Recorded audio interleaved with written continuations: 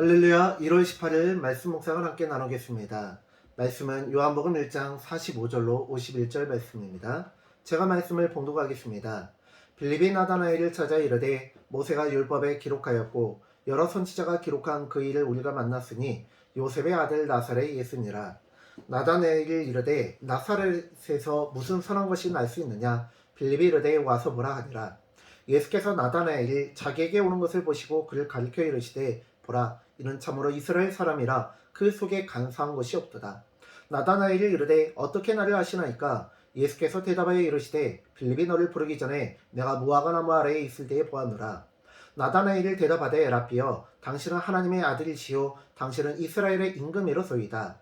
예수께서 대답하여 이르시되 내가 너를 무화과 나무 아래에서 보았다 함으로 믿느냐? 이보다 더 큰 일을 보리라. 또 이르시되 진실로 진실로 너에게 이르노니 하늘이 열리고 하나님의 사자들이 인자위에 오르락내리락 하는 것을 보리라 하시니라. 아멘. 오늘은 요한복음 1장 45절로 51절 말씀을 본문으로 해서 우리가 하나님을 만났다 두 번째 말씀을 두 번째라는 제목으로 하나님의 말씀을 전하겠습니다. 안드레가 베드로에게 외칩니다. 우리가 그리스도를 만났다. 오늘 본문에서는 빌립이 나다나엘에게 이렇게 말합니다. 모세가 율법에 기록하였고 여러 선지자가 기록한 그 일을 우리가 만났으니 요셉의 아들 나사렛 예수시라. 이 말은 빌립이 이렇게 말하는 것입니다. 우리가 그리스도를 만났다. 그 말을 이렇게 빌립의 표현으로 이야기한 것입니다. 유대인들의 조상들이 그토록 기다려왔던 메시아를 그리스도를 만났다라고 외치는 것입니다. 예언이 성취되었고 기록으로만 성경으로만 나와 있는 하나님의 구원 역사를 경험할 수 있게 된 것임을 믿어 의심치 않았습니다. 우리가 흔히 나다나엘의 발언, 나사렛에서 무슨 선한 것이 날 수 있겠느냐라는 발언으로 인해 그가 갈릴리를 무시하는 자가 아니냐, 그가 율법주의자가 아니냐라고 오해할 수도 있습니다. 그는 갈릴리 지역을 무시해서 그렇게 말한 것이 아니고요. 성경에 보면 특히 여러 선지자들, 미가서 5장 2절의 말씀을 보면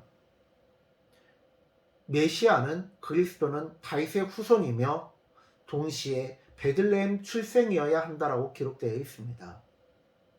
또한 그 당시에 보면 자칭 메시아, 지금도 대한민국의 자칭 하나님, 자칭 메시아, 예수님, 성령님 그런 사람들 많잖아요.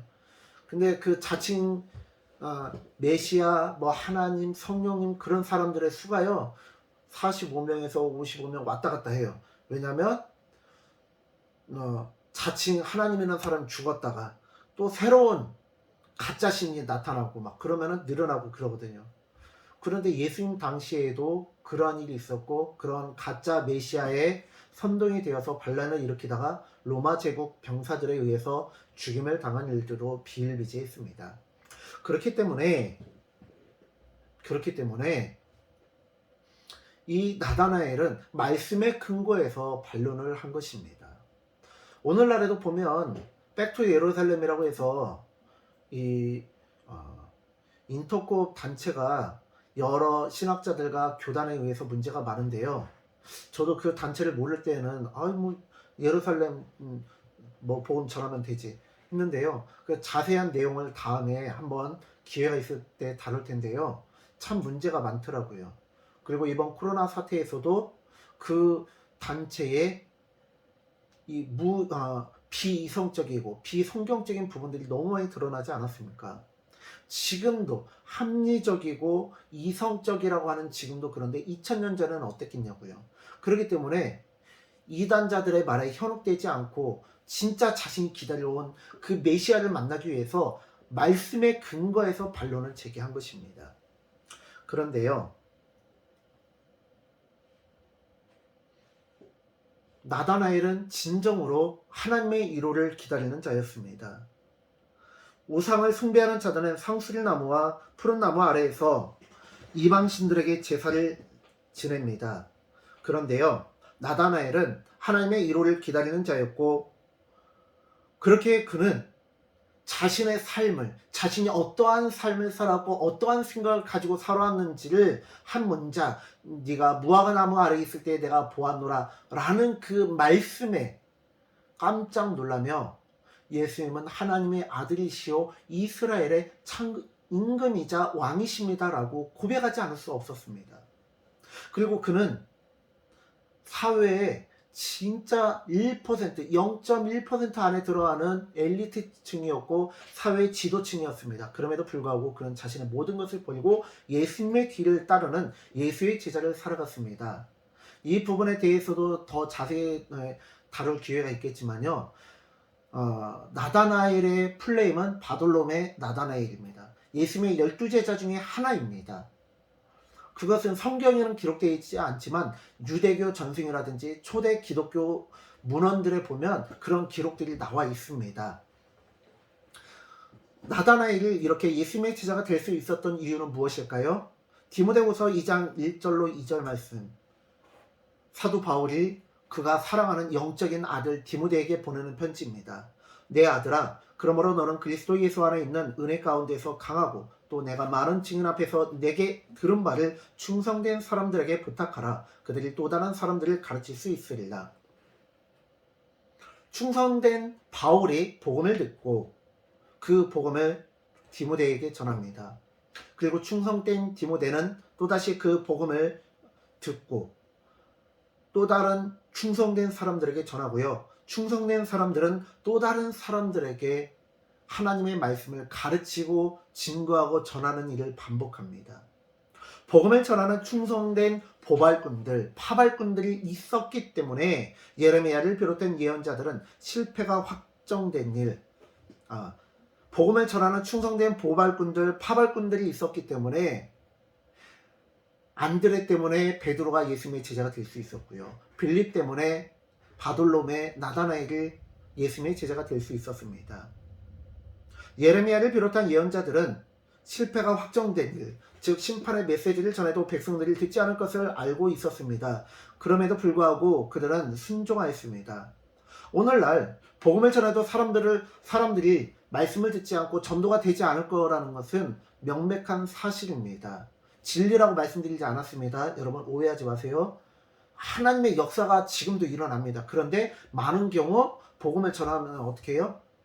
전도지를 전하면 옛날엔 그랬나요? 그렇게 하면서 하는데 지금은 받지도 않고 받어도 그 앞에서 기분 나쁘게 버리는 경우도 많아요. 찢어버리기도 해요.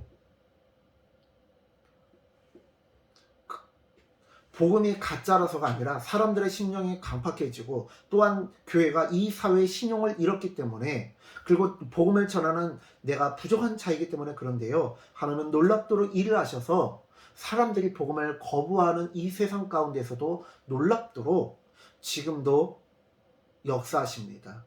불신자의 영혼을 구원하시고 교회에서 상처받고 떠난 영혼들, 교회를 안 나간다고 하는 가난한 성도들도 한 명씩 다시 회복시켜 주십니다. 우리가 복음을 전하고 우리는요 복음을 전하고 그 일의 증인이 되기만 하면 되는 것입니다. 사랑하는 성도님들, 하나님의 사랑보다 위대한 사랑은 없다는 것을 결코 잊지 마십시오.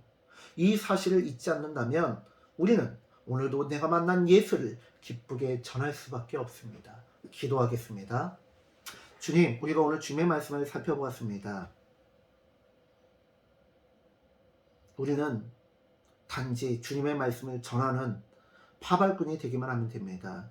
주님의 명령을 전하는 전령이요 사자가 되기만 하면 됩니다. 그 뒤에 일은 주님께서 역사하실 것을 믿습니다. 복음을 거부하는 것을 두려워하지 않게 하시고 복음을 거부하는 일이 당연하지만 그럼에도 불구하고 오늘날에도 하나님께서 역사하셔서 한 사람 한 사람의 영혼을 변화시키고 인도해 주신다는 것을 믿고 기도하오니 하나님 함께 하시고 오늘도 역사하여 주시옵소서. 감사드리며 예수님의 이름으로 기도드립니다. 아멘. 사랑하는 성도님들, 오늘 하루도 우리가 기쁘게 천국의 사자, 천국의 전령, 천국의 보발꾼, 천국의 파발꾼이 되어서 오늘도 기쁘게 예수 그리스도의 복음을 전하는 저와 우리 모든 성도님들 되어주시기를 간절히 축원합니다. 샬롬.